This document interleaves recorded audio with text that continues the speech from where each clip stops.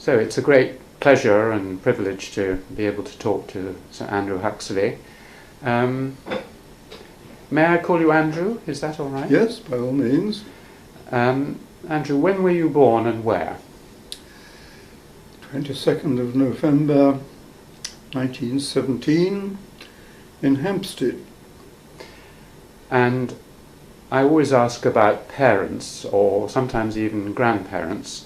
In your case, I would like to start with your grandparents, because on one side, at least, which I know about, they were extremely distinguished. Can you tell me something about your grandparents, the Huxleys? Well, T.H. Huxley was my grandfather.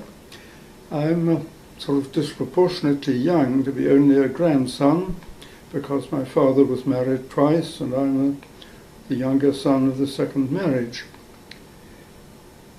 So most people knew their grandfathers. I didn't know either of my grandfathers.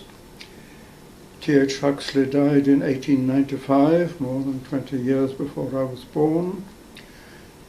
And my mother's father, well, she was a Bruce. Well, he worked in the city and then retired and was busy in social affairs. I think was on London County Council. He died in 1908. So I never met either of them.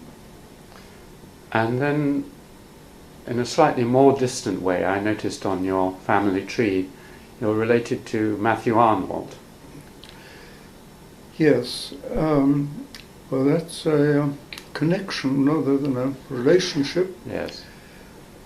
My father's first wife was a niece of Matthew Arnold.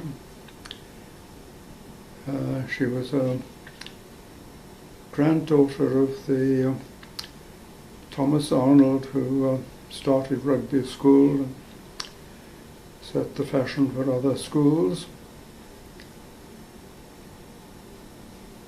Are you an admirer of Arnold's poetry? A little bit. I don't read much poetry, but no, I have enjoyed some of it. And, well, he made a published collection of English poetry, which I dip into. And then, moving down to your parents' generation, can you tell me something about your parents? Well, my father was Leonard Huxley. He was a literary man, but well, quite knowledgeable about science. He died in 1933, I was only 15, but well, what sort of character was he? Do you remember what? Well, very friendly and gentle. Encouraging to you? Yes. And your mother, what sort of person was she? Well,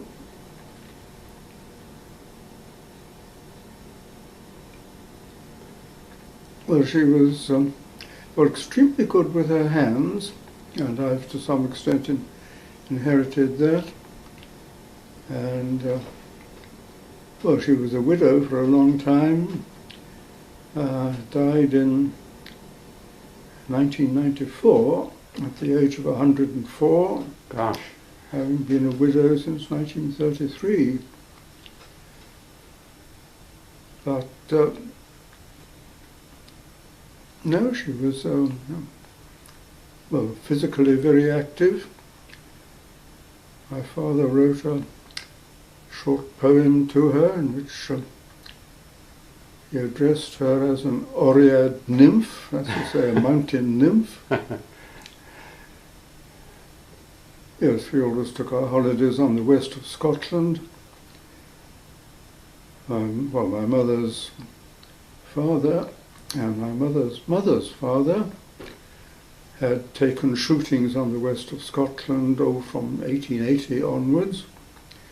And then in, I think, 1902, they bought a holiday house at Connell Ferry on Loch Etive, just a few miles north of Oban, in very attractive country. And yes, when I was small, we regularly went there for our summer holidays, which of course were plagued by midges. And then later we took to taking our holidays in April. No midges, sometimes very cold, usually snow on the hills, but we always enjoyed it. And nowadays, I only go on holidays when one of my children takes me on holidays, and very often that's on the west of Scotland. Yes, this April, one of my daughters took a self-catering house near Loch Torridon, a good bit further north than Oban, and we had a lovely time. Mm.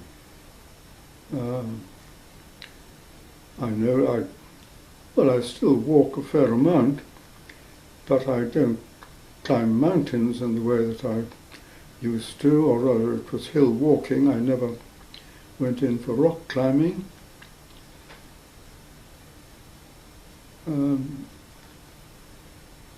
Tell me something also about your mother was your father's second wife. Is Yes. that right?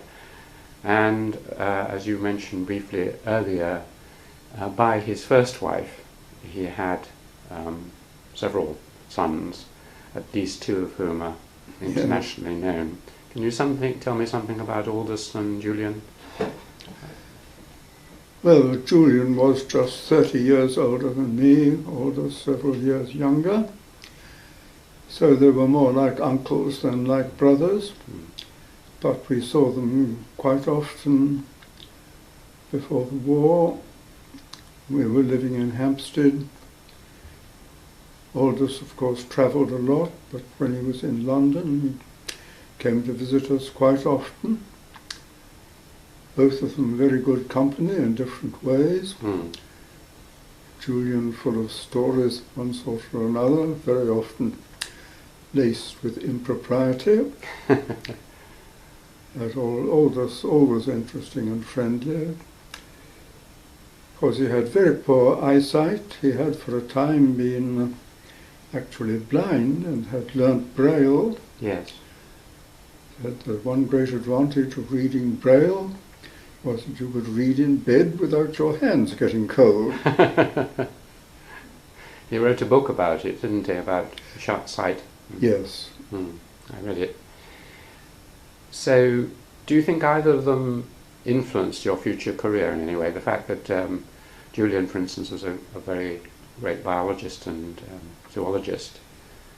I don't think so. I mean, my sort of science has been very different from Julian's. I mean, Julian was essentially an observer, primarily of birds, and interested in their behaviour. Really founded the science of animal behaviour.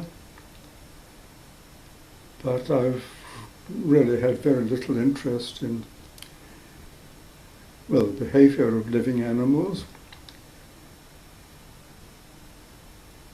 Yes, T.H. Huxley wrote a short autobiography in which he says his boyhood ambition was to become an engineer. But he went into medicine because he had a brother-in-law in medicine, and he says the only part of his course that really interested him was physiology, because it is the mechanical engineering of living things. And that's an exact description of my interest in physiology, which has been my main work. But I think engineering is in the family. When I was a boy, my interests were all mechanical, playing with mechanical toys. Had quite a lot of Meccano, which well, it was sold in sets, but my mother did not buy sets for us. She bought the separate parts so that we had to design our own things that we made with them. And railway sets, gauge 0, gauge 1¼ inches, which we put out once a year in the winter holidays. We took over the spare room at our home and had a quite elaborate layout in which I was more interested in the mechanical things. My 2-year-older brother, David, was more interested in organization and so on, and the layout.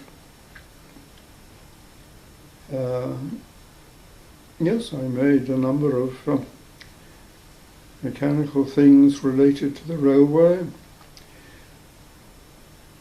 Yes, when I was, I think about 14, my parents gave to my brother and me a metal turning, screw cutting lathe, which I still have. It's in the garage here. And, well, I made a lot of things on it. I had it in my lab when I was doing experimental work, and made quite a lot of my own equipment. And I made quite a number of improvements to the lathe, such as putting scales on its movements, and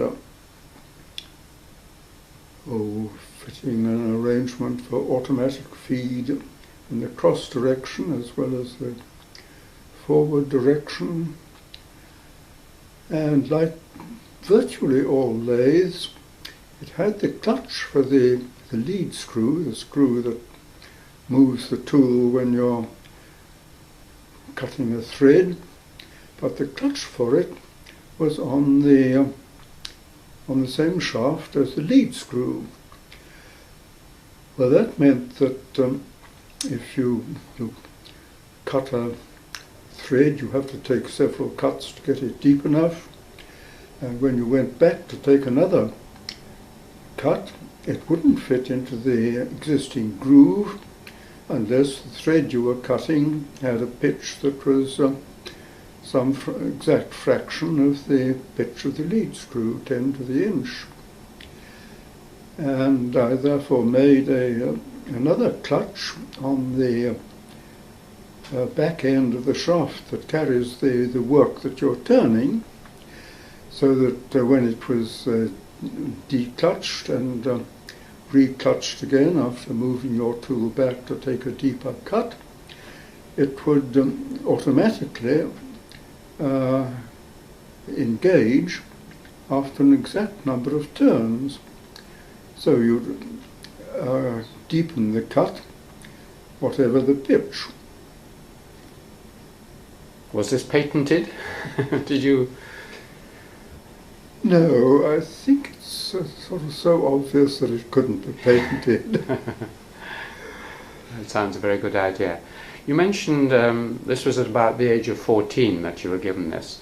If we could move to your schooling, do you remember your first school? Yes, it was the junior branch of University College School, which was in Holly Hill at the sort of the top of Hampstead Heath, and I suppose about half a mile from our home. But I walked there every morning. And then I was at the senior branch for a year. Still goes strong. yes, the junior school was rebuilt while I was at it, and while it was being rebuilt, we moved into the gym of the upper school in Frognall. And I still keep in touch with them. They send me their annual report, and they had a dinner and celebration there, celebrating the 100th anniversary of their move to Hampstead. They'd originally been at in Gower Street, next door to University College itself, and my father was there as an undergraduate, as a schoolboy, and so was my mother's father. So we have a long connection with the school. But after 1 year, my mother got me moved to Westminster School, where I was for the rest of my schooling. I'd been doing classics, and for the first 2 years at Westminster I was doing classics. But it was clear to my mother, yes, I think this was after my father had died, that my serious interests were in science, and against opposition from the headmaster, got me transferred to the science side, and he used the phrase that I was forsaking virtue for pleasure. But I was extremely well taught in physics by J.S. Rudwick, whose son was Martin Rudwick, was a well-known historian of science, and I got in touch with him again when he was an undergraduate at Trinity, and he was then a junior research fellow at Trinity for a time, and now lives in Ely, but comes to Trinity fairly often, so I keep in touch with him. Were there any other teachers who influenced you a lot at Westminster? There was a Mr. Claridge who taught French, but I had been taught French by a Mademoiselle Française who gave classes at the home of Sir Thomas Lewis, a famous physician, and this was not at all far from my the home where I was brought up. And I first went to her classes at the age of 6, and then my mother arranged for her to come for an hour a week, teaching French to my brother and myself. And, well, she taught me not only French grammar, but French pronunciation, told me what to do with my tongue in order to make French sounds instead of English sounds. All our vowels are really diphthongs, but as a result I have a fairly good French accent. And in Paris once I was mistaken for a Frenchman from some other part of France. But it's helped me in other languages as well. What other languages are you well, I learnt German, and my brother and I had a spring holiday in Salzburg, and I did read quite a lot of history of science in German. And the other language that I did learn at one time, up to a rather moderate level, was Japanese. Gosh.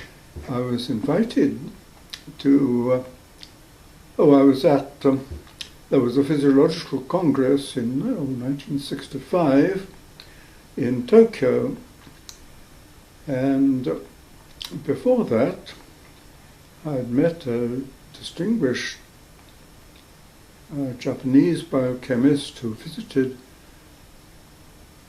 England in 1960 and came to visit Alan Hodgkin, my mentor, and myself at that time.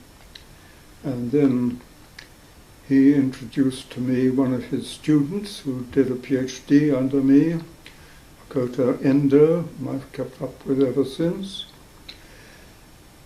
And yes, my wife and I went to this Congress in Tokyo in 1965, and this Makoto Endo looked after us and took us to other places in Japan, such as Kyoto, visited a lot of temples. Did you like Kyoto? Yes, yes, very it's impressive. Very beautiful. Yes, impressive and beautiful. Did you go to Nara, which is just next to Kyoto? On a later occasion, actually. Yes, I've been to Japan a number of times since, always based on scientific meetings.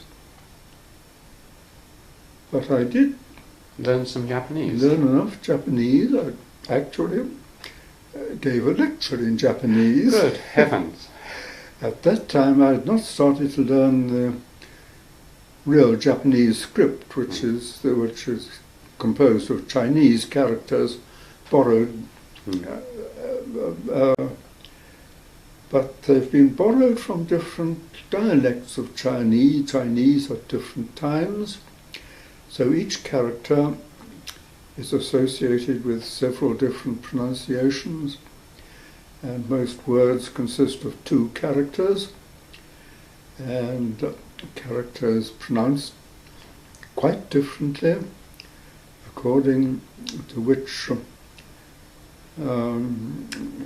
Chinese dialect it was borrowed from in this context. Did you actually learn to write some Japanese, because there's hiragana and katakana as well? Yes. After coming back, I did settle down to, I learned a fair amount of the two syllabaries, yes, hiragana and katakana, not alphabets, but syllabaries, because they have about 50 characters, each being a consonant plus a vowel. There's no separate categories for L's and R's, and of course Japanese are notorious for mixing them up. And I did once see in print the word cerebration, mistake for celebration. But no, after coming back from Japan, I did, I went to a number of lessons at School of Oriental and African Studies, and got a book to learn Japanese from. One of my daughters had the book and tested me on it, but I've really virtually entirely forgotten it now. You did it just out of interest? There was no practical reason for learning Japanese?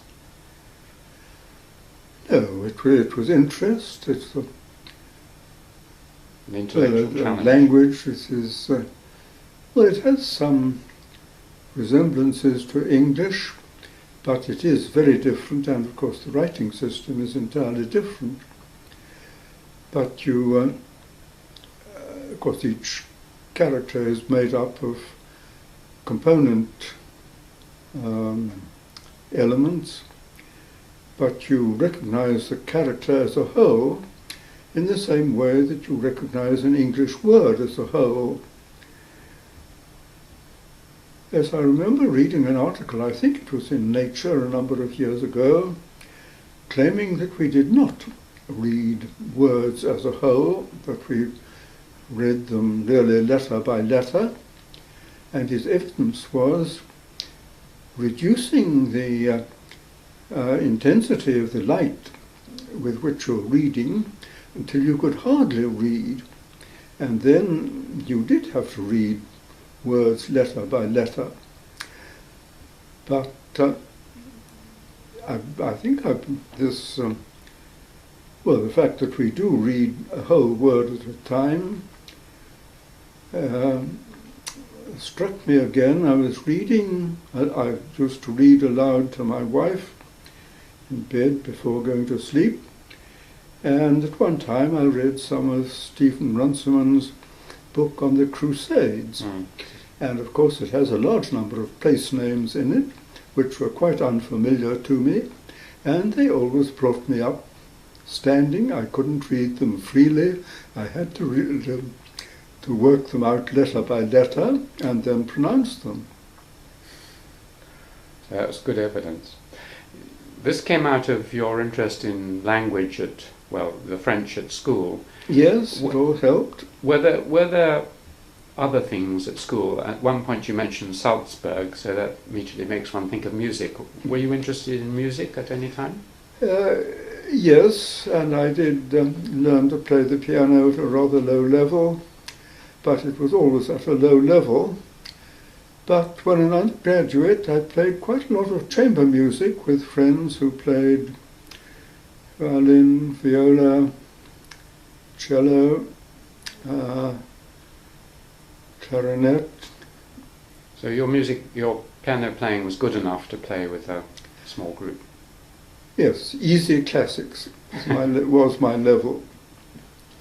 And are there any classics which you're fonder of than others, or most fond of? Do you have favourite composers? Well, I think Bach is my favourite, and yes, Schubert comes high.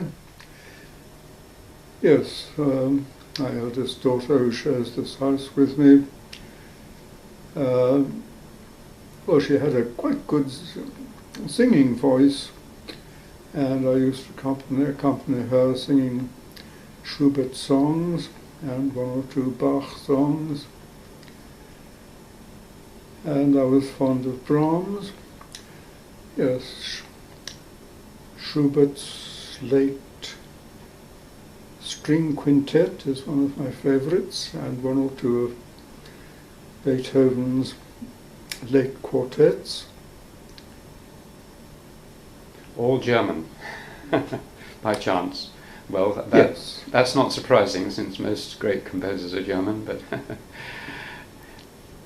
when you, I mean, towards the end of Westminster, you are now fully specialising in science. Yes. And was it particularly physics or biology? Yes, I had a little biology. And I think I did dissect a frog and a rabbit. But my interests at that time were really entirely on the mechanical side. And I came up to Cambridge aiming to specialise in physics and become an engineer. But in the Cambridge system, I had to take, for my first 2 years, I had to take 3 different sciences. Naturally, I took physics and chemistry. And when I was wondering what to do for my third science, I went to stay with a friend whom I'd a few years older than me, who lived not far from us in Hampstead, and whom I got to know as a boy. And this was Ben Delisle Burns. Later became a Fellow of the Royal Society, best known for recording from cells in the cerebral cortex. But he was then doing Part 2 physiology, and he recommended physiology as my third subject on the grounds that even in the first year I would be learning things that were still controversial, unlike physics and chemistry, all cut and dried. Yes. So I did pick on it, and I think because I'd come up with a major scholarship in physics, my director of studies thought I didn't need supervisions in physics, and I mostly had supervisions from William Rushton. Is that a name? Yes, that I know signifies the name, yes. to you? Mm-hmm. Well, a very interesting person. And I went, yes, he took me on solo supervisions, which is a bit unusual in Cambridge. More usual to have 2 or 3 together. And we got on very well. And He was a good teacher. I'm sorry? He was a very good teacher, was he? Yes. And very musical. And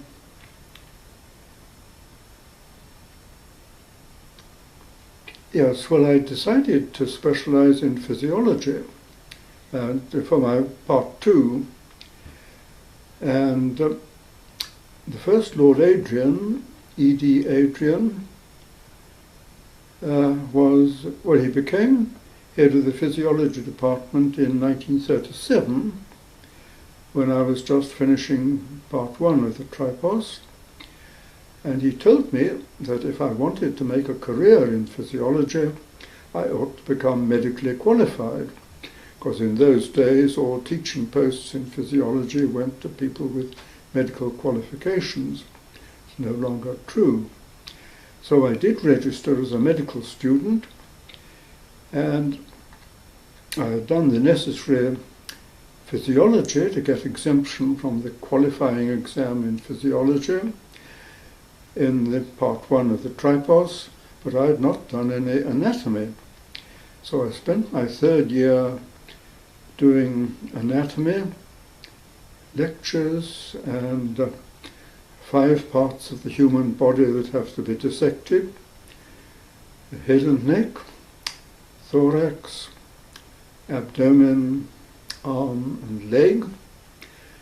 And of course there are only 3 terms in the year. So I did 1 part in each term and 1 part in the April vacation and 1 part in the summer vacation.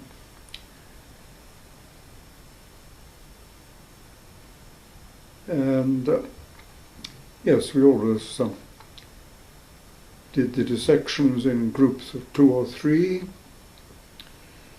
And now in the April vacation, when I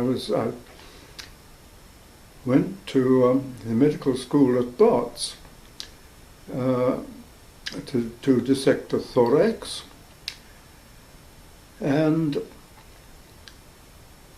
now somebody whom I had known slightly at Trinity, a contemporary of mine, Andrew Barlow. Do you know any of the Barlows? Yes, I've heard the name. I think one of them was at King's, I have a feeling. But anyway, yes, I know the name. Yes. Horace. Horace Barlow was at King's. He's now a fellow of Trinity. Yes. And I see him regularly. Mm. But this was Horace's next elder brother. And, well, we got on very well.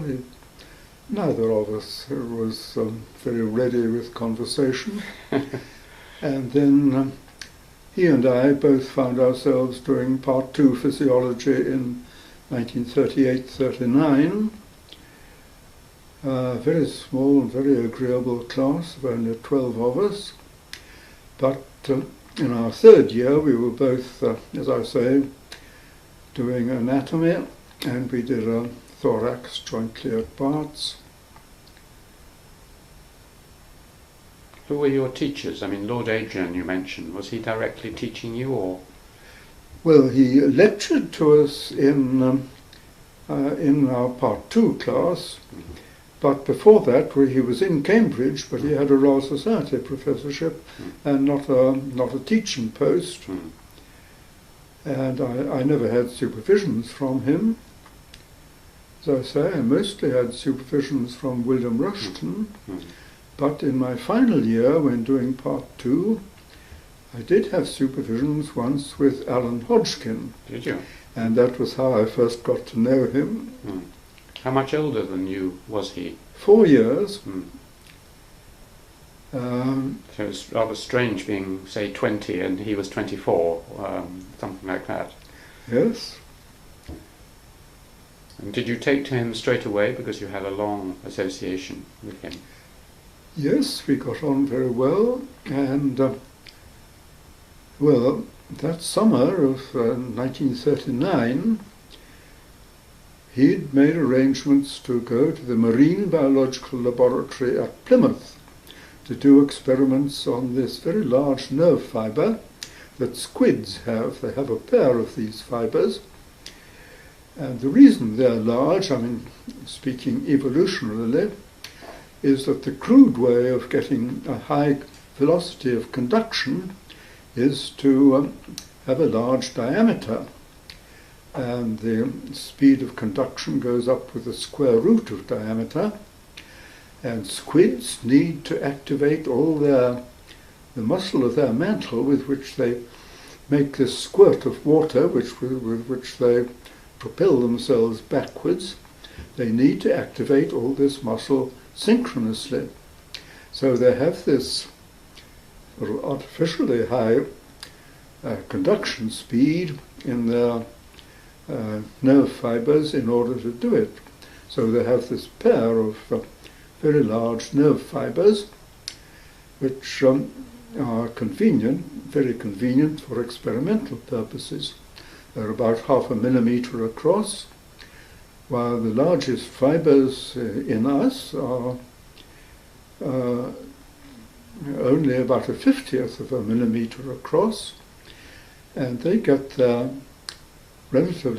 high velocity of conduction by a different trick. The velocity is limited largely by the high electrical capacity of the surface membrane due to it being very thin. It's just a bimolecular layer. And all vertebrates, for their fast conducting fibers, have extra layers of membrane on the outside, so that the membrane is enormously thicker than the actual excitable membrane, and they have to have little gaps in this thick membrane in order to have the actual excitability, which couldn't work through all these membranes in series. And well, this sort of nerve fibre, well, it had been investigated by Japanese Kato in the 1920s, and he dissected out single fibres, and the general feeling in the West was that nobody except Japanese were skilled enough with their hands to dissect single fibres. But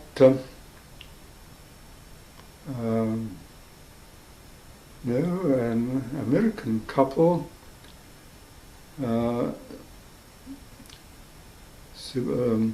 Ramsey and Street, husband and wife, and I think Sybil Street did teach herself to dissect single fibres, and well, I'd inherited, as I think I said, I'd inherited my mother's ability with her hands. So yes, and then another Swiss, Alex von Murat, had taught himself to dissect single fibres, and his pupil, Robert Stempfli, came to work with me. I think contact was originally because Alan Hodgkin had known von Murat, and from them I learnt the technique of dissecting single nerve fibres, and later on I learnt to dissect single muscle fibres, a good deal more difficult, from muscles of frogs.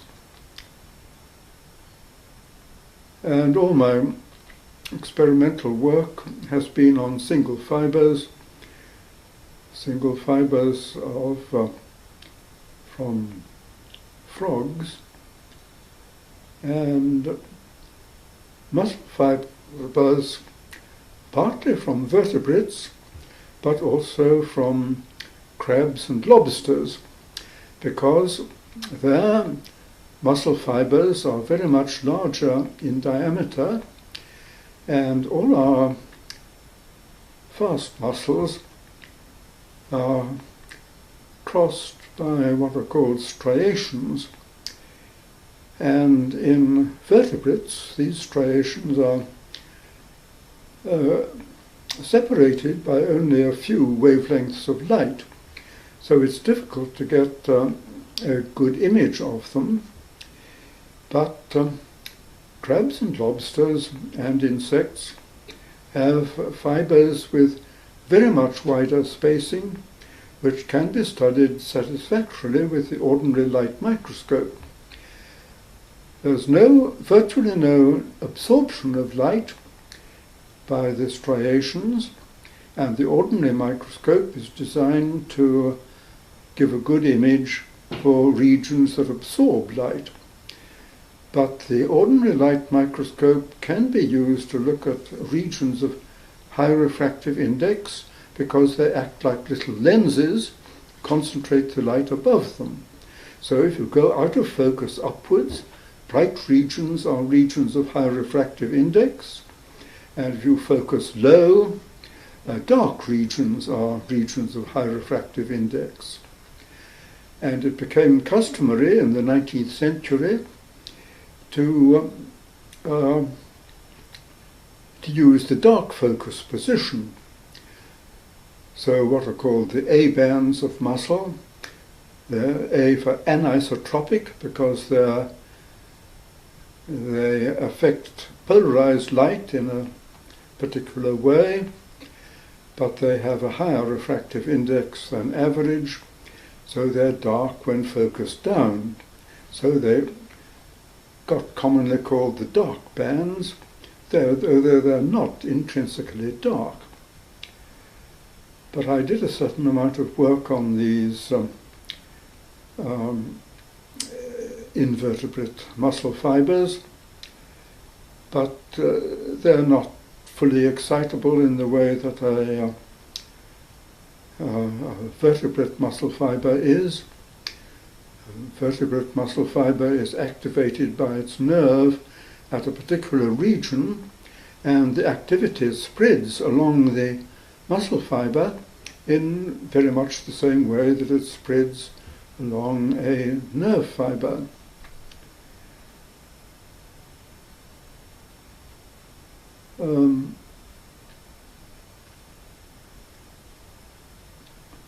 Trying to remember what sequence things happened in. We got to Alan Hodgkin going down to look at giant squids. It's 1939. Yes. So presumably at the end of, more or less the end of your undergraduate degree, the war came. Yes. And then what happened? What happened in the war? Well, first, just what happened at Plymouth. Okay. Actually, Alan Hodgkin already had hints from recordings on, well, he'd learned to isolate single nerve fibers from crabs. They have, well, largish nerve fibers, not as large as squid ones, but the same type as squid ones, but they're something like a fifth of a millimeter across, unlike the half millimeter of the squid fibers, but they have only this thin membrane on the surface, so they could conduct at a moderately high speed.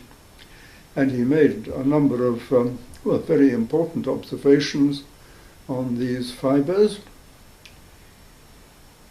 And in 1937-38 he was in the United States and met Casey Cole, who was already doing experiments on the giant nerve fibre, which had been discovered by J.Z. Young, professor from Oxford, became Professor of Anatomy at University College London, where I saw quite a lot of him. Didn't he come to Cambridge later? Young? Was he in... Young? No, not this young. No. Sorry, you were... No, there are a lot of youngs. Yes. So he was at London, yeah. Yes. But anyhow, in summer of 1939, yes, Hodgkin went to, yes, J.Z. Young had discovered this giant nerve fibre in squids, but had never done anything really significant experimentally. I think he'd measured its speed of conduction, which was, well, high compared with small diameter fibres. But Hodgkin went to Plymouth to study them and invited me to join him in August. Earlier I'd been on holiday in Scotland, and so I did join him at the very end of July, and between us we managed to get these fibres set up so that we could put an electrode down actually inside them. We had them hanging vertically in a trough of seawater, which has the same composition as their body fluids, and we'd stimulate it at one end and record the impulse as it goes down. And in order to get a good recording, we needed to keep down the resistance of the inside of the tube that we put inside. Glass tube drawn out to an outside diameter of 1/10 of a millimetre, a lot smaller inside, and we had to have it filled with a fluid. Well, I think we used seawater again of the same concentration as the squid was accustomed to, but that gave it a rather high resistance, and that together with the input capacity of the amplifier would have distorted the action potential. So I threaded a bit of silver wire down inside this glass tube electrode to keep down the resistance. And then a trick that Alan knew was to prevent the silver from becoming polarized by passing current.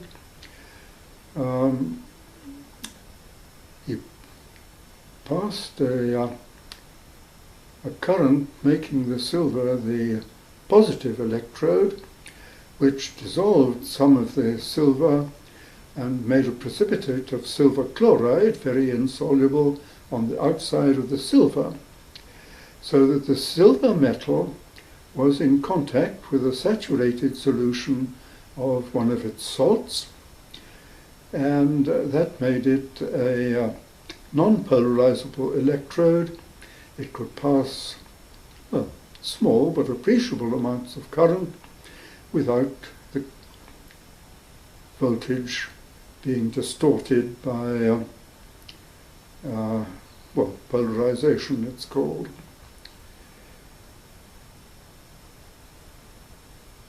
And well, that enabled us to record the impulse from the inside of the squid fibre without distortion. And when we put it down first, we recorded the resting potential. It was already well known, since the 19th century, that the insides of nerves and muscle fibres are electrically negative to the outside. But the actual value of the negativity was not known. But we found that it was, well, in these damaged fibres, it was about 50 millivolts negative inside. But when we stimulated the fibre at one end and an action potential went past the tip of this electrode, it didn't merely come up toward the potential of the external fluid, which was what all the textbooks told us at the time, but it went very substantially positive. And we published this in a short note in Nature describing the observation, and but with no discussion and no conclusions. When was this? When did you publish it? Well, this was right at the beginning of the war. I think it was in October 1939.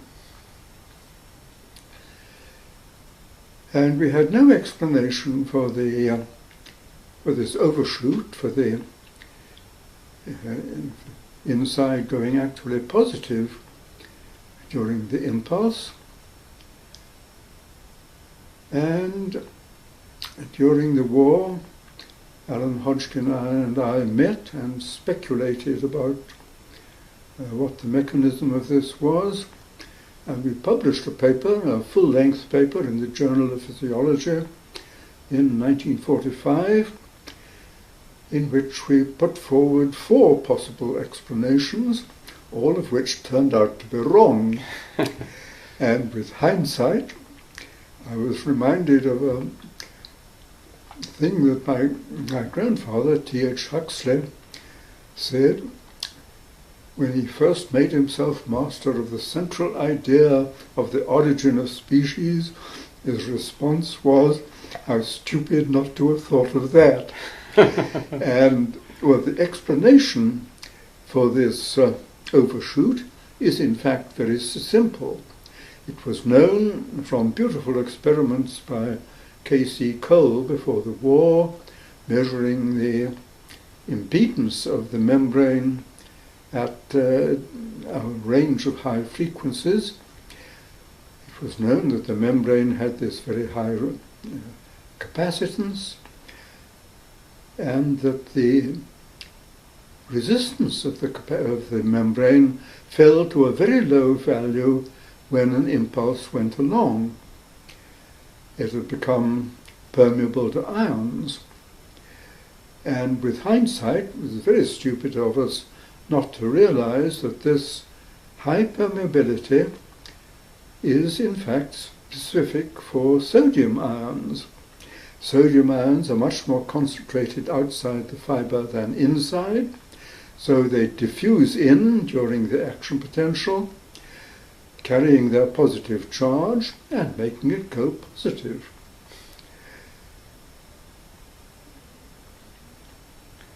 This is meanwhile the war is going on. Yes. Because we'll come back to this and your later work with Hodgkin in a minute, but what happened when the war started? I mean, you just finished your degree. Did you stay? Well, I had registered as a medical student, so the obvious thing, and I had done the necessary qualifying exam, so the obvious thing was to go ahead toward getting qualified.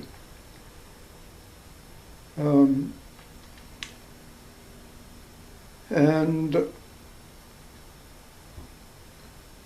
now at that time, the Regius Professor of Physics at Cambridge, Physic, not physics, was John Ryle.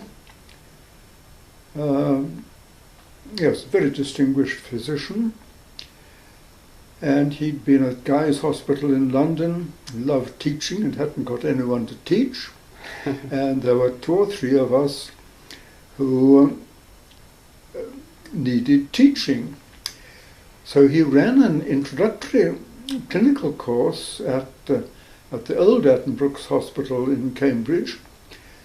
That ran for the first 3 months of the war. And yes, I was on this team. I found clinical work very interesting. After that, I moved to University College London and went on with clinical training until teaching stopped because of the bombing of London in June 1940. But meanwhile, in Cambridge, through John Ryle, I was introduced to Robert McCance and Elsie Widdowson. I don't know if you know their names. They were the leading nutritionists at that time. How do you spell McCance? McCance.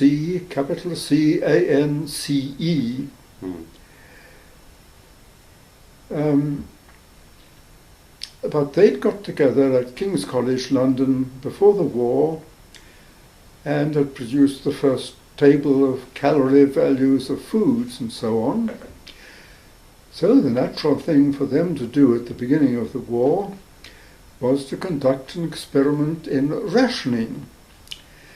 And, through John Ryle and being a medical student, I met them and they recruited me as one of their guinea pigs. So for the first 3 months of the war, and in fact for a bit longer, I was on this experimental ration diet. It was like our wartime rations, except that the rations that we had of meat, butter, sugar, milk, I think about half what we had during the war. And bread and potatoes were not rationed. It was not until after the end of the war that bread and potatoes were rationed. Very difficult to organize because different people's requirements of total calories vary so enormously. I mean, nowadays I think my calorie intake is less than half what it was at that time. But we were weighing everything we ate, and we were weighing ourselves every day, and we were weighing the products of our bowels and having them analyzed at regular intervals. And, at that time I was taking a lot of vigorous exercise. And then, now at New Year 1940, first winter of the war, McCance took Elsie Widdowson and McCance's own son, then I think aged about 14, and myself, and I think one of the other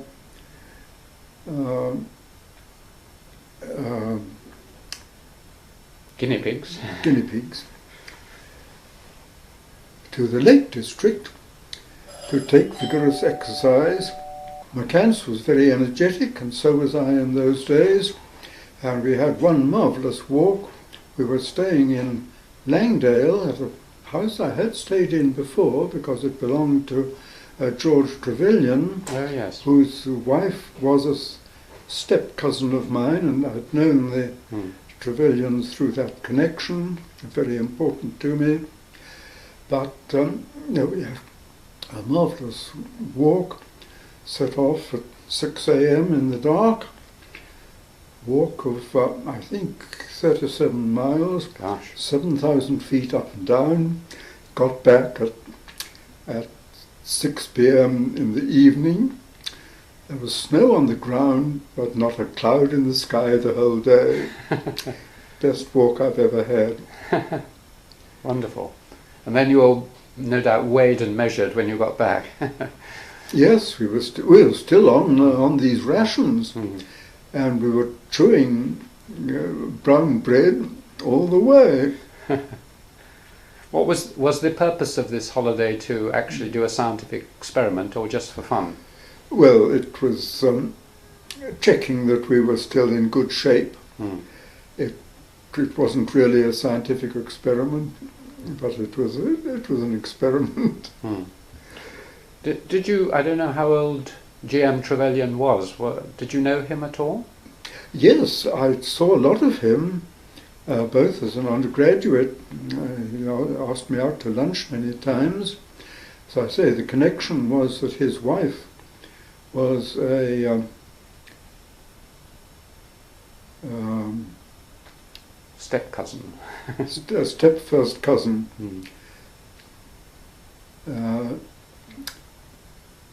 But he invited me regularly to his holiday home in Northumberland, and through that I got to know his brother, Sir Charles Trevelyan, who occupied the family house at Wallington, and through that connection, we went shooting on the Wallington grounds, and I got to know the Wallington family, and their youngest son, Geoffrey, is one of my closest friends now. Lovely. It's just ending there, so... Oh, yes.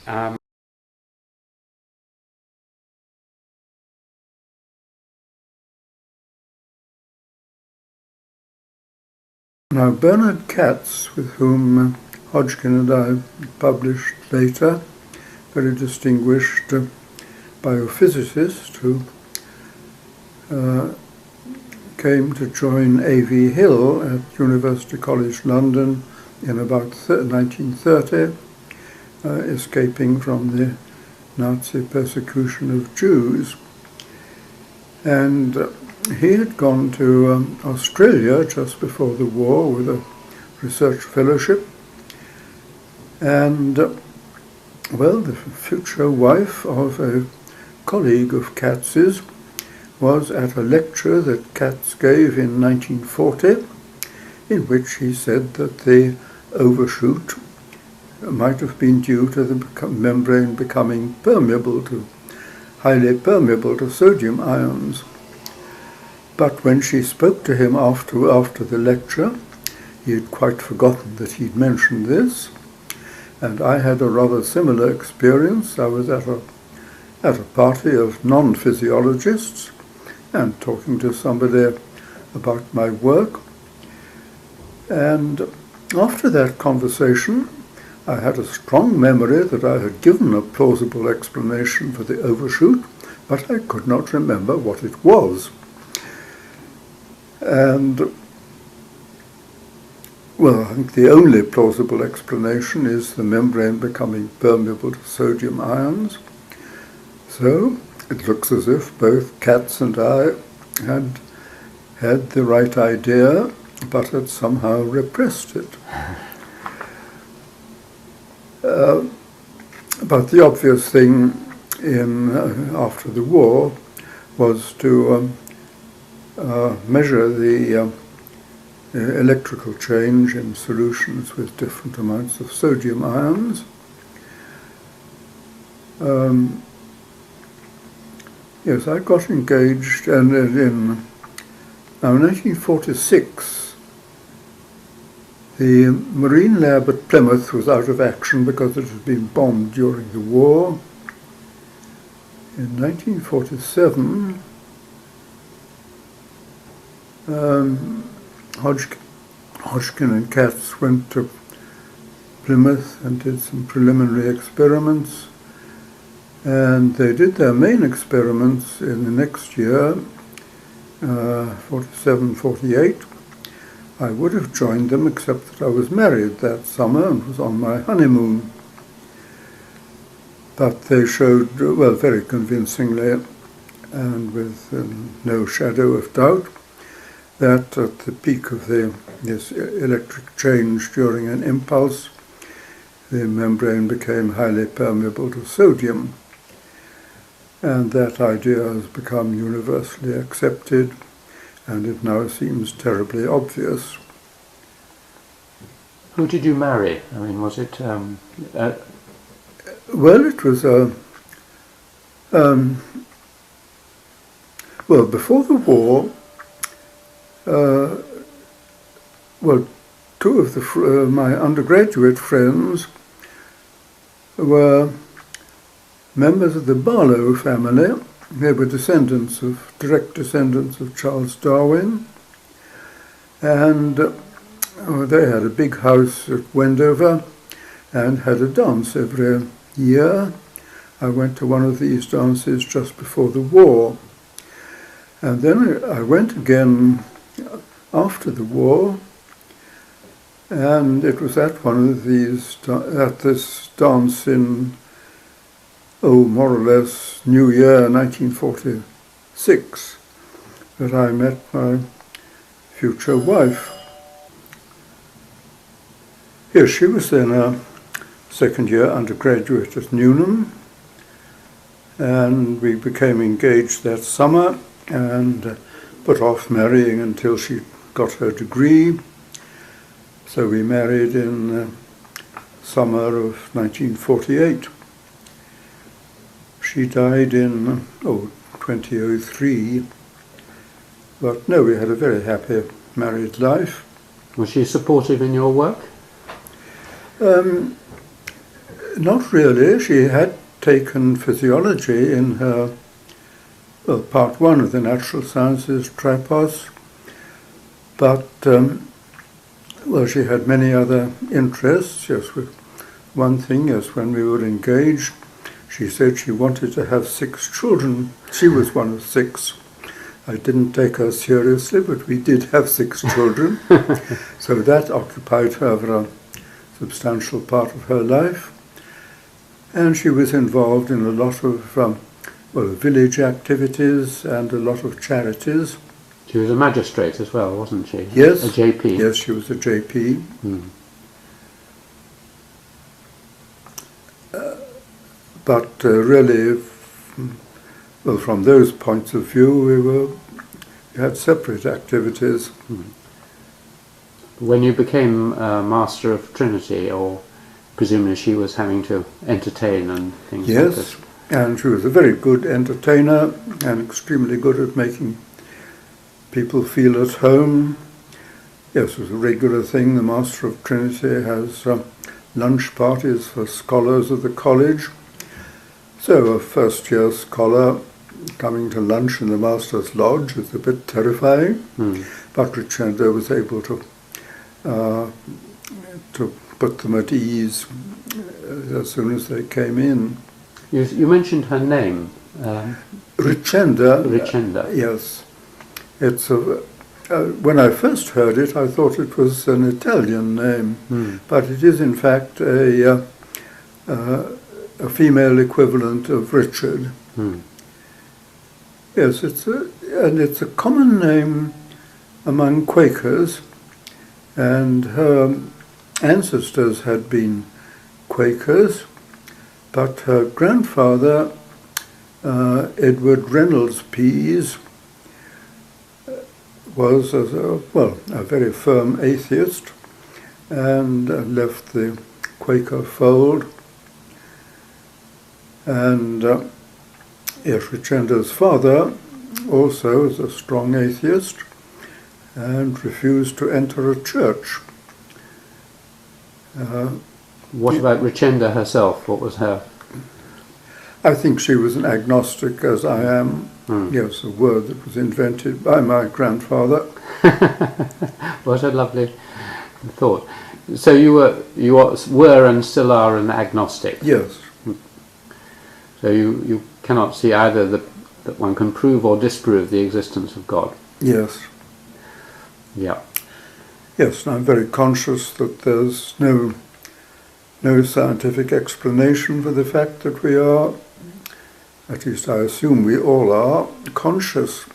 I mean, I'm aware and feel and see things, but there's still a total gap between mind and body. What about officiating at religious ceremonies in Trinity Chapel? Did you feel any difficulty about that or not? No. I've asked this of Martin Rees, and he says he feels no difficulty, even though he's also an agnostic, I think. Yes. Yes, the master has a stall at the west end of the chapel. And no, that was advantageous on one occasion, because during the sermon, everybody attending to the sermon and looking at the preacher, I noticed that one of the candles on the altar had spilt wax down, and there was a fire starting on the altar. So I was able to touch the chapel clerk on the shoulder, sitting in front of me, and drew his attention to it. So it was dealt with. So you saved Wren's chapel. Yes. Excellent. It's not Wren. You know, the chapel is. It was, I think, financed by Mary Tudor. Hmm. Really? I've always gone around telling visitors that it's it's nothing to do with Wren, it's just the library. No, no, the old library is Wren. That's I think the only bit of Wren in Trinity. Though the chapel is clearly much later than Tudor inside. It's a box-like shape with looks 18th century rather than Tudor. Well, all the panelling and woodwork is relatively new, I think, put in by Richard Bentley, who was a tyrannical master in the 18th century and had a war with the fellows. And of course, the stained glass in the windows is Victorian. And there were Victorian paintings on the walls, but they've, I think, been covered over with a white paint that can be removed if some future generation wants to see them. Well, as we're on Trinity, although it's out of sequence, how long were you master of the college? 6 years. I succeeded Alan Hodgkin, my mentor, who had also been master for 6 years. Master is appointed initially to age 70, but the fellows can prolong up to age 75. If Hodgkin had been prolonged, I would already have been over 70 when the mastership became vacant. But he was not prolonged. I'm not fully clear why. His predecessors had been prolonged since this system came into operation. But when I was approaching 70, I asked to be prolonged for 2 years, not the maximum of 5. That was granted, so I was master, as Hodgkin had been, for 6 years. Yes, the lodge is a very comfortable place to live in and has splendid rooms for entertaining. Did you enjoy being master? Yes. The duties of the master are less in Trinity than in most colleges. In most colleges, the master is at least a member and probably chairman of most of the important committees. But in Trinity, the master is appointed by the Crown, and the fellows have no control over who they get. So they give the master minimal power. He chairs the college council, which meets every week in term time, and when there's a meeting of all the fellows, he normally chairs that. And the duties of the master are mostly ceremonial, a lot of entertaining and being entertained. Yes, my weight shot up. My wife and I gave up eating breakfast, and in spite of that I went up from 10.5 to 12 stone. And your gout increased, no doubt, as well? Well, touch wood, I don't have gout. Was this the period, perhaps it was just before the period, when Trinity became exponentially wealthier as a result of various good investments? And no, Trinity, well, the wealth of Trinity, well, there was a benefactor early in the 20th century, and then, well, we made a lot of money out of the development of Felixstowe as a container port.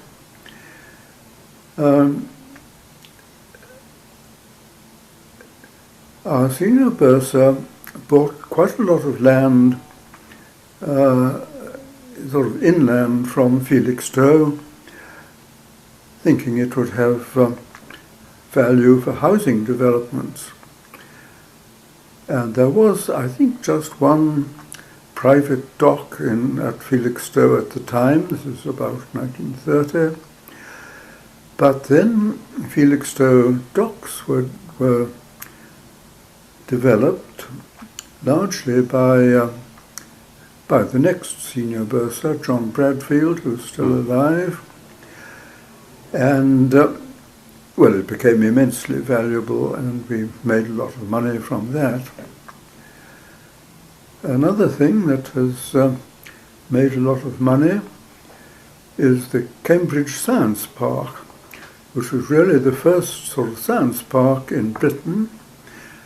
And that's on land to the north of Cambridge that had been a college position, well, from before the foundation of Trinity. Because Trinity was founded by King Henry VIII in 1547, I think, by combining two very much older colleges.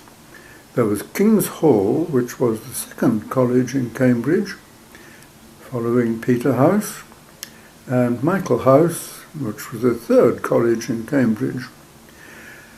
And this land to the north of Cambridge had been a possession of King's Hall. And then John Bradfield developed it as the Cambridge Science Park. And that has been a money spinner. And then they accidentally bought the farm where the Channel Tunnel came out on this side of the channel as well. Yes, yes. So a good set of very good serendipitous investments. Indeed. Yes, so we have an income that's very much more than what we need in the college, and, well, a large part of it goes to providing bursaries to impecunious pupils who come up to Cambridge, to any college, not only to Trinity. And we make other benefactions to other colleges to enable them to have additional fellows and things of that sort. Let's go back to your career. About the time you married, what was your position? Were you a lecturer? Well, I was a research fellow of Trinity. I'd become a research fellow in 1941 during the war. Trinity had, in the ordinary way, competitors for these research fellowships have to put in a full-length dissertation. But because of the war, that requirement was relaxed, and I was awarded one of these fellowships on the strength of a dissertation of sort of 1.5 pages. Well, mentioning this observation that Hodgkin and I had made about the size of the nerve impulse in these giant fibers of squid, which we had done just before the war. And yes, after the war I was appointed not as a lecturer in the university, but as a demonstrator. I've always had an interest in microscopes, and most of my work was demonstrating in the histology classes in Cambridge. histology, microscopic anatomy, is taught in the physiology department, not in anatomy. Two departments have now been amalgamated, but in those days they were quite separate. You mentioned that you were a demonstrator. Presumably, did you become a lecturer after that? Or well, after that I became a what's the title? Assistant lecturer, reader. Well, eventually a reader, but before that, I can't remember. Anyhow, it was a sort of mixed research and teaching post. ADR, Assistant Director of Research. Yes, Assistant Director of Research. And I had, initially this Junior Research Fellowship at Trinity, which was continued after the war, and then a Senior Research Fellowship, and finally a teaching post, a lectureship in the college. And then in 1960 I was more or less offered the post of Professor of Physiology at University College London. And A.V. Hill, whom I've already mentioned, was then working in retirement at University College London, and heard that I was being approached, and he wrote to me saying that he hoped I would accept, saying that he had been in a similar situation in 1919, come back to Cambridge after the First War, and comfortably established with a university post and a college fellowship, when he was offered the chair of physiology at Manchester. And Lord Rutherford, the physicist, had just come back from Manchester to Cambridge. So A.V. Hill asked his advice, and he quoted this advice to me, and saying he'd followed it and never regretted so. The advice was, Cambridge is a splendid place when you're young, and Cambridge is a splendid place when you're old. But for the middle of your life, for God's sake, get out. So I did follow his example and took this chair at University College London. In 1960, I was told that London University has a rule that its professors have to live within 30 miles. And I said I was intending to stay living in this house, which we already owned, and to, travel up and down, twice a week. And, they said that would be okay because I would have a London address, which was deemed sufficient. And my system was to go up to London early on Monday morning, stay Monday and Tuesday nights in London, home just for Wednesday night, up again Thursday morning, Thursday night in London, home late Friday for the weekend.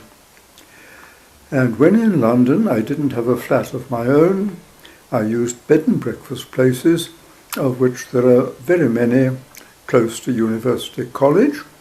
So I'd stay working till nearly midnight, walk to my bed, walk in again next morning before 9 o'clock. And I'm sure I had more hours in the department than anybody else. And I think it's the best way of doing a London job. Nowadays there are huge numbers of people living in the Cambridge area and commuting daily, either by train or by car. The roads are terribly crowded, and so are the trains. Came back the other day on a 6:15 train from London, and there was hardly standing room on it. You mentioned your pattern of working, going in early and so on. And again, it's a bit out of time, but I've often asked people, whether they have any advice or description of how they normally worked, their normal working day, and any advice to younger people about, because as you know, in Cambridge as elsewhere, there's constant counter pressures towards administration and other things, and it's very difficult to concentrate.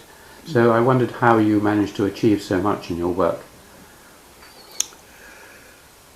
Well,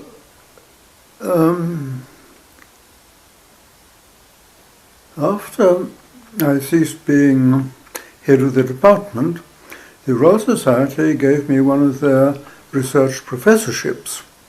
And these are, well, highly desirable posts.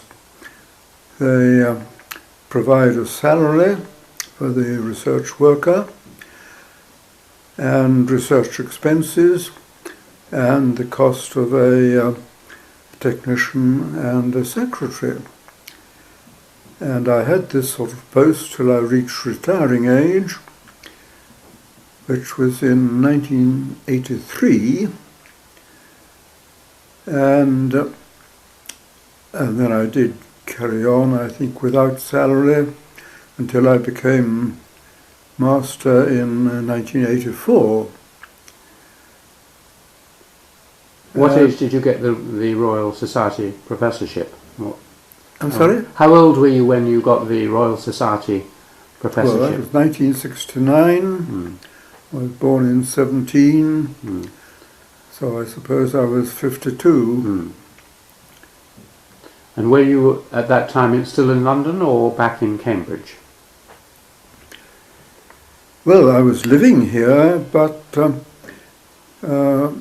working in London, as I say, as head of the physiology department.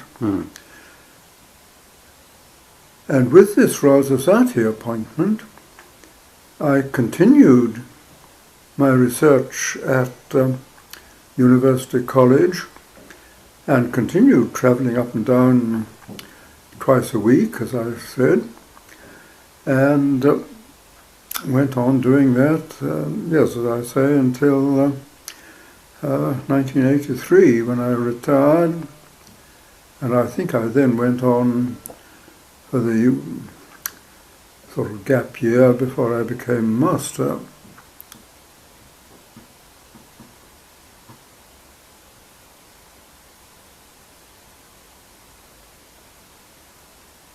Could we go back just, I'm not sure whether this is the work, the work on squids is the work that you and Alan Hodgkin got your Nobel Prize for. Yes. But could you just describe the events surrounding that prize? That was 63, wasn't it? Yes. Yes, the Nobel Prize can be given to up to 3 persons, but not more than 3.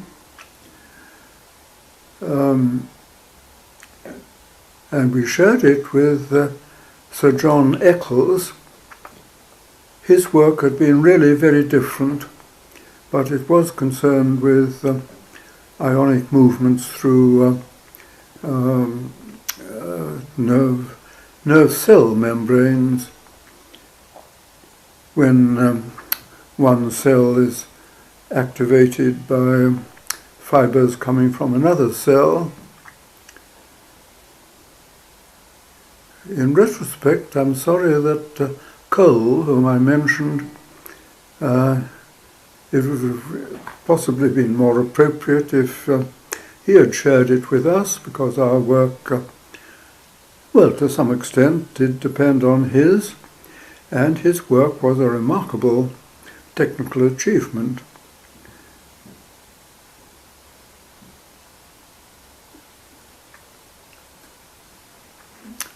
Yes, well, the events surrounding the award of the prize are, well, very, very enjoyable. And yes, we were put up in the Grand Hotel in Stockholm. We took our 3 elder children with us, And that was a custom that I think had been started by Dick Singh a few years before. I'd known him as an undergraduate at Trinity, and I think he had his Nobel Prize for inventing a method of separating proteins. But there are several banquets. I mean, there's the actual Nobel banquet, but I had got to know two of the senior people in physiology in Stockholm, Granit and Zoterman. Zoterman had worked with Adrian in Cambridge, but that was before my time. Granit had worked in the same field as William Rushton, who, as said, was my supervisor as an undergraduate. And yes, they both had dinner parties. Do you think it changed your life? I mean, obviously there's some money attached as well, but there is. Presumably this was also helped for your Royal Society professorship later and so on. Yes, and it certainly helped us to have our second family. We had our 6 children in 2 lots. And you no doubt put on some weight as well. Yes, but this was, I didn't put on as much weight as I did when I was president of the Royal Society. Tell me something about the Royal Society. That's another role that you've... How long were you president for? 6 years. Just a moment. No, 5 years. Yes, well, age limits to all sorts of appointments came in with new statutes in 1926.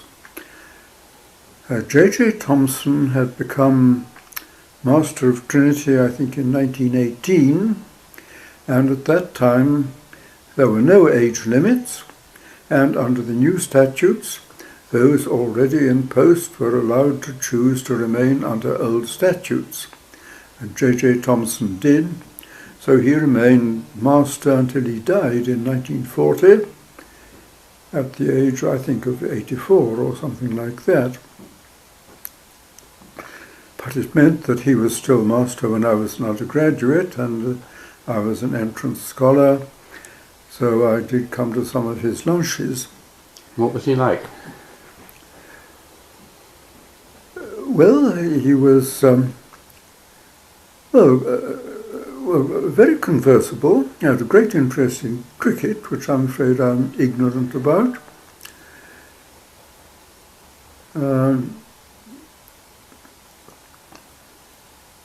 Yes, his wife and daughter were living with him at the time, so I met both of them.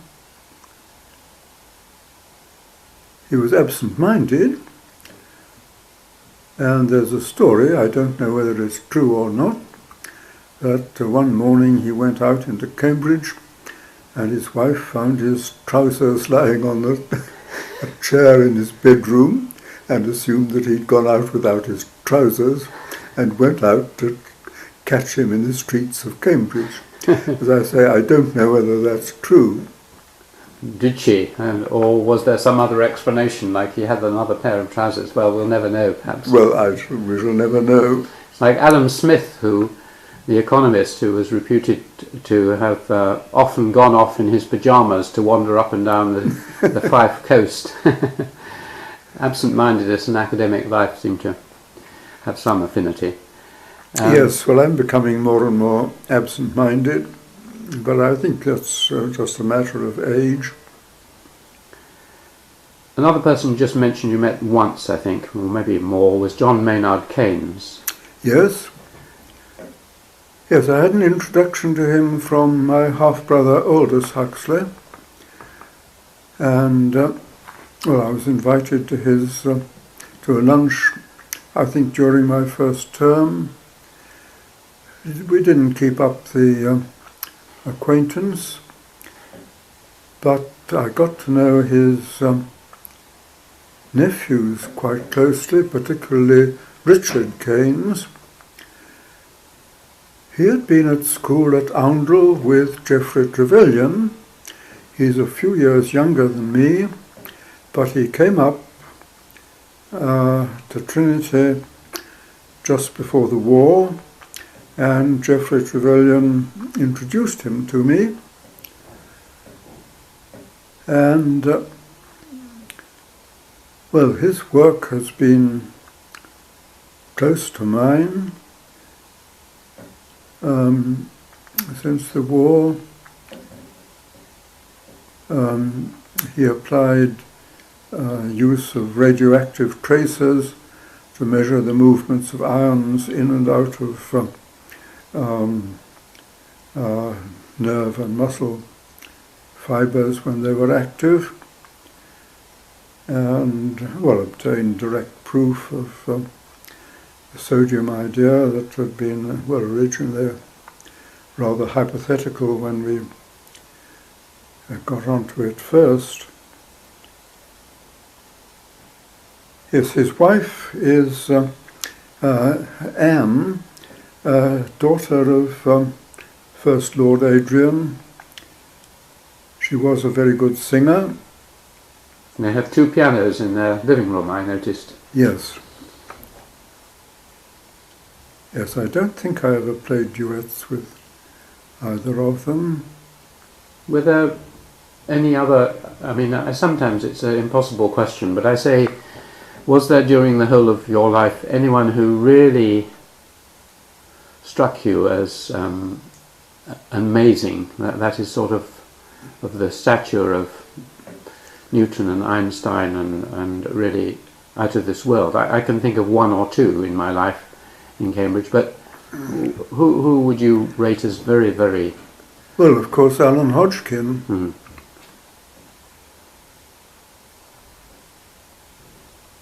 Where did his brilliance lie? Well, Quaker ancestry again. Now, I think the Hodgkin's disease was a great uncle of his.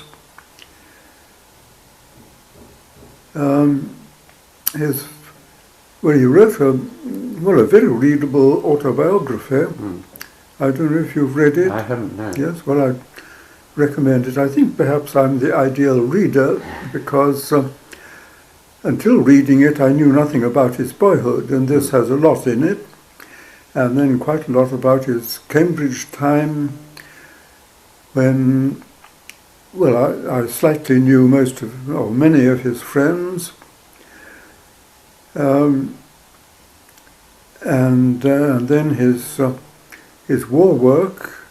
I did meet him a few times in the war. He was developing radar for the Air Force. That was all at Malvern. And I was in operational research for Anti-Aircraft Command. And yes, they had a place in Malvern as well. So I found myself in the same place with him and visited him a number of times. Now, a radar trace, the spot on the cathode ray tube goes across very quickly, perhaps 1,000 times a second, but only taking us a very small fraction of 1,000th of a second to go across. And it started when a pulse is sent out from the radar station, and it shows a deflection when the reflection from the aircraft comes back. And the strength of this reflection varies a great deal from second to second. And Now, Bernard Lovell, very distinguished person, still alive, was wondering how to record these fluctuations. And I think mentioned this to Alan. And I had an idea of how to do it. I had been given a Leica camera, which I still use for my 21st birthday. And, well, I got the necessary series of photographs by winding a cassette of film through with a cover on the lens, and then disconnecting the ordinary wind-on process, as has to be done for rewinding film, and rewound at great speed by winding a tape round the rewind knob, and fixed up the camera on a tripod facing the cathode ray tube. And then when this series of traces was going across, I'd pull the tape and get a long series of these traces, which fluctuated in amplitude with high frequency. And I think this was very useful to Lovell and Hodgkin. And so particularly the people who are developing radar. But I'd got into interest in anti-aircraft command again through A.V. Hill. In the First World War, he had been a member of the team developing anti-aircraft gunnery at the Naval Medical School. The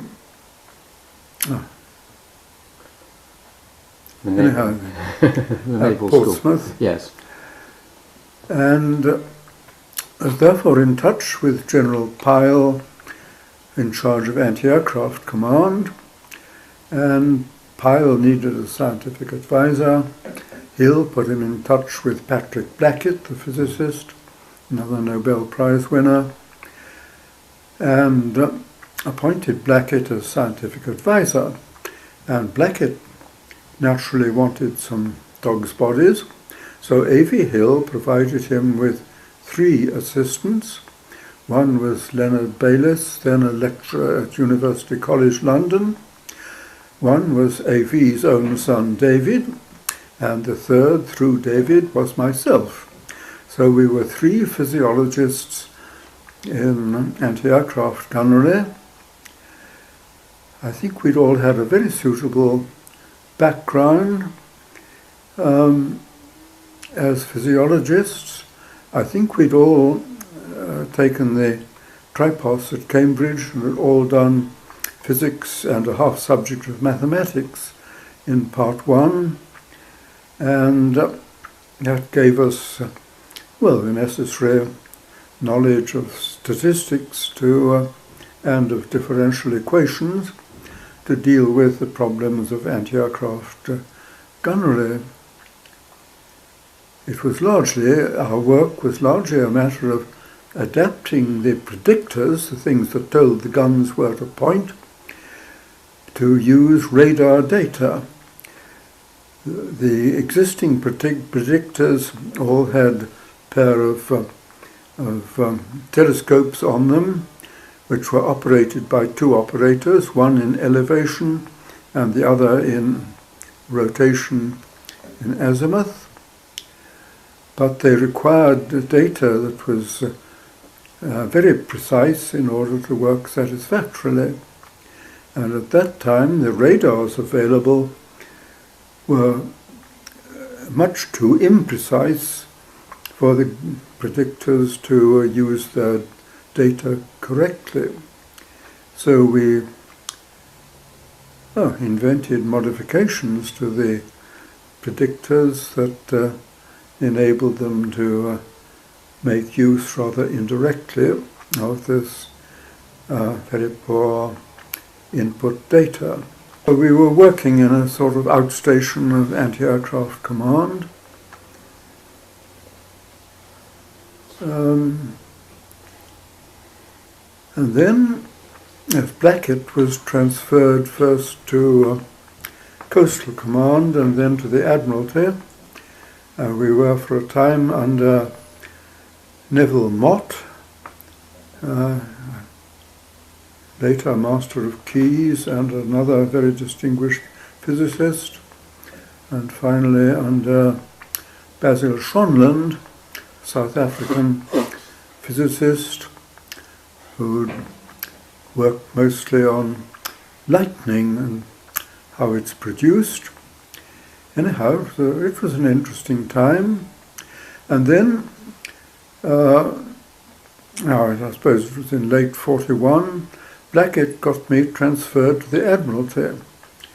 And I was doing the same sort of work, operational research, in the gunnery division of the Naval Staff.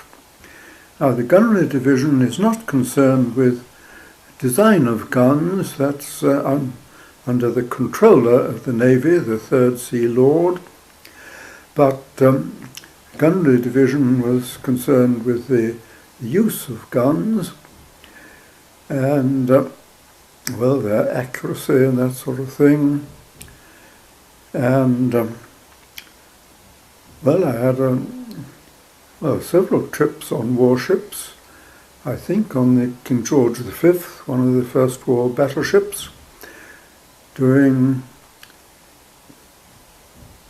trials of its guns, shooting at one of the skerries, small rocks off the north of Scotland, based in Scupper Flow in Orkney.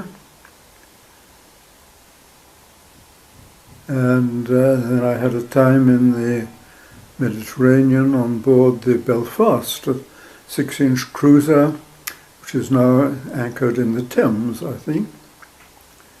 I've talked to a number of distinguished scientists like Patrick Bateson and Gabriel Horn and others about whether there are features of Cambridge, the organisation of Cambridge University Way, that provide good conditions for scientists and others to work in, and they seem to think that was the case, and that was one of the reasons they hadn't gone to America. Have you found it a good place to work, and for what reasons?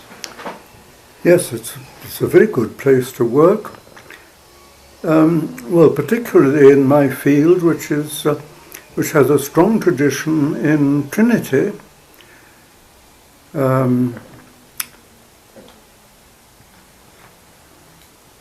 Yes, Adrian was one of the fairly early people, and then Rushton, my supervisor,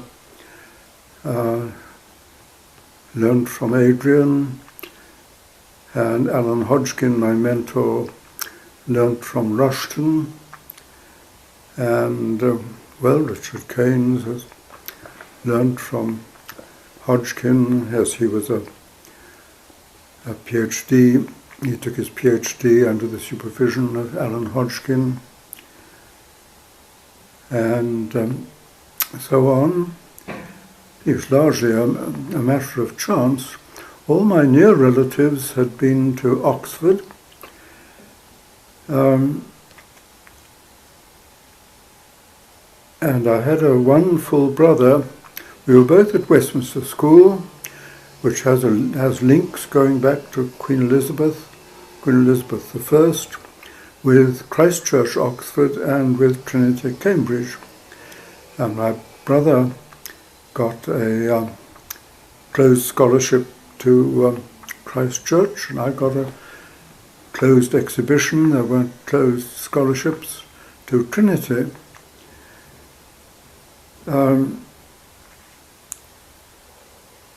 Yes, Trinity was the obvious place. I mean, Cambridge was the place to come to with an interest in science.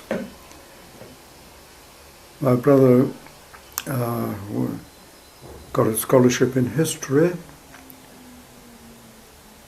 and I think My mother felt that it would be better for me to be at a different place from my brother. And I think so it turned out.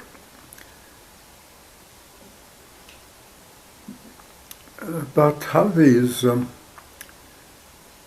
traditions develop, it's very difficult to say. It's clearly a large element of chance, and people argue sort of how much is chance, how much is cause and effect, or they tend to argue which is it. My answer is always it's a bit of both. And random variation and selective retention, as I think someone yes, once. Yes, well, a process analogous to Darwinian natural selection. What relation is Francis? I knew an anthropologist called Francis Huxley. Yes. Well, he's the younger son of my half-brother Julian Huxley. So he's a half-nephew, but he's only, he's a few years younger than me, but only a few years. I knew him when I was an undergraduate at Oxford, I think. Oh, yes. Because I'm an anthropologist as well. Yes, he's been in the States for a long time. I haven't seen him for many years. So, I think perhaps on that family note of a great distinguished Cambridge family, I'd like to thank you very much indeed. Well, thank you. It's been interesting recalling these memories. Have you written any of them down anywhere, or? Yes, Alan Hodgkin said I ought to write them down, and I've got some way. I think I've got about up to about 40 pages of typescript intended for internal consumption. Whether it'll turn out to be publishable or not, I don't know.